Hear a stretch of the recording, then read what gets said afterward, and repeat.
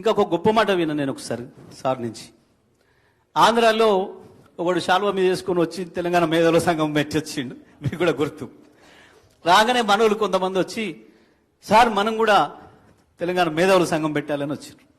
ఏం సంఘము అన్నాడు. మళ్ళీ అంటే తెలంగాణ మేధావుల సంఘం సార్ అన్నాడు. అంటే మరి వాళ్ళు ఎక్కడ ఉన్నారు అన్నాడు. సార్ మీరు పెట్టాలి అని.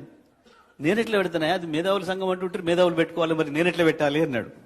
మేధావి అంటోడి ప్రపంచంలో ఇప్పటివరకు ఎవడు నేను చెప్పుకోలే మేధావిని అని. నేను ఒక సన్నాసి చెప్పాడుగా తెలంగాణలో ఎవడోడు మేధావులు. ఈ సన్యాసులకి అట్లాంటి గొప్ప వాళ్ళు అర్థం కారు. అంత గొప్పవాడు జయశంకర్.